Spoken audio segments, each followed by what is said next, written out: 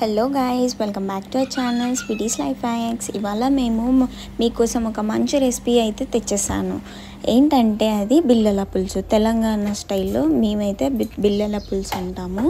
ఇదైతే మాకు మా చిన్నప్పుడు మా అమ్మమ్మ అయితే చేసి పెట్టేది. చాలా బాగుంటుంది రెసిపీ అయితే.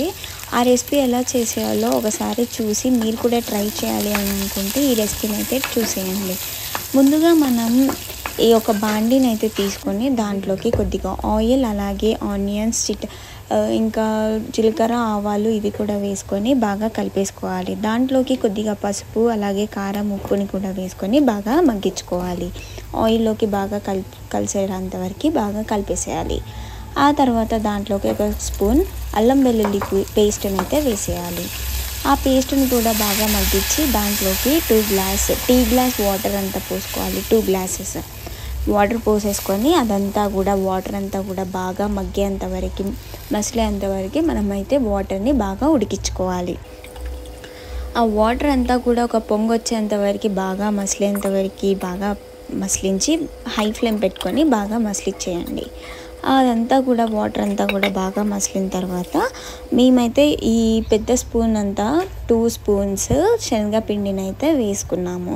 మీరు కావాల్సినంత శనగపిండిని అయితే వేసుకొని అదంతా కూడా బాగా ఉడికించుకోవాలి. ఉండలు కట్టకుండా బాగా మెత్తగా ఉడికించుకోండి.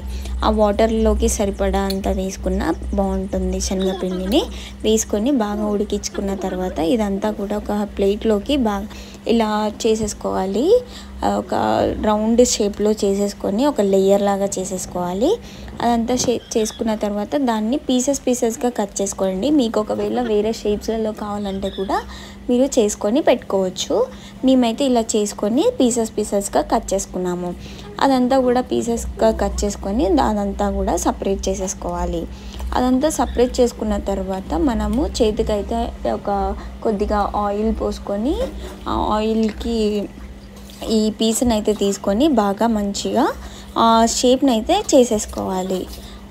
అదంతా చేసుకున్న తర్వాత బాగా మందంగా ఉంటుంది, ఇలా మెత్తగా ఉంటుంది. ఇదంతా కూడా సపరేట్ చేసి పెట్టేసుకోవాలి. ఇదంతా సపరేట్ చేసుకున్న తర్వాత మనమైతే ఒక బౌల్ తీసుకొని ఒక ప్యాన్ పైన ఆ బౌల్లోకి కొద్దిగా ఆయిల్, అలాగే ఆవాలు, జీలకర్ర, కరివేపాకు, ఆనియన్స్, పసుపు, కారం, ఉప్పునైతే వేసేసుకోవాలి. ఆల్రెడీ మనం ఉప్పు, కారం అయితే వేసేసుకున్నాము ముందుగానే ఆ మిశ్రమంలోకి, కాబట్టి చూసుకొని ఉప్పు, కారం అయితే వేసుకోండి. ఉప్పు, కారం మీ టేస్ట్కి తగ్గ వేసుకొని కొద్దిగా అల్లం వెల్లుల్లి పేస్ట్ని కూడా వేసేసుకొని బాగా మగ్గిచ్చేయండి. అదంతా కూడా మగ్గిన తర్వాత దీంట్లోకి మనము ముందుగానే నానబెట్టి పెట్టుకున్న మనమైతే చింతపండు రసాన్ని వేసుకోవాలి. అది పుల్లగా ఉంటుంది, సో చూసుకొని కొద్దిగా వేసుకోండి. పుల్లగా ఉన్న చింతపండుని అయితే కొద్దిగా తగ్గించి వేసుకోండి. మేమైతే కొద్దిగా వేసుకున్నాము. ఒక లెమన్ సైజ్ అంతా ఇది చింతపండుని అయితే వేసుకోవాలి. చింతపండుని నానబెట్టుకొని అదంతా గుజ్జంతా కూడా తీసి పులుసుని అయితే వేసేసుకోవాలి దీంట్లోకి. ఆ పులుసు అంతా కూడా బాగా మగ్గిన తర్వాత దాంట్లోకి కొద్దిగా వాటర్ యాడ్ చేసుకుంటూ అదంతా కూడా 3 పొంగులు వచ్చేంత వరకు బాగా మగ్గించాలి. అలాగే దాంట్లోకి కొద్దిగా మిరియాల పొడి కూడా వేసుకోవచ్చు, టేస్ట్కి చాలా బాగుంటుంది. అలాగే కొద్దిగా గరం మసాలాని కూడా వేసుకొని ఇదంతా కూడా మసాలా అంతా కూడా బాగా మగ్గేంత వరకు ఆ వాటర్ అదంతా కూడా బాగా ఉడికిపోవాలన్నమాట. అందులో ఆ వాటర్ అంతా కూడా 3 పొంగులు వచ్చేంత వరకు బాగా కలుపుకుంటూ ఉడికించుకోండి. వాటర్ని బాగా మసిలించుకోండి. అదంతా కూడా బాగా మగ్గిన తర్వాత దాంట్లోకి మనం ఇందాక చేసి పెట్టుకున్న శనగపిండితో చేసుకున్న ముద్దలను అయితే వేసుకోవాలి. ఇవి మెల్లగా ఒక్కొక్కటి అయితే వేసుకొని దాంట్లోకి ఒకసారి అదంతా కూడా మగ్గేంత వరకు లో ఫ్లేమ్లో ఉడికించుకోండి. అంతే అండి ఈ రెసిపీ. ఇదైతే చాలా బాగుంటుంది. మీ ఇంట్లో ఒకవేళ వెజిటేబుల్స్ ఏమీ లేనప్పుడు ఈ రెసిపీని అయితే మీరు కూడా ట్రై చేయండి.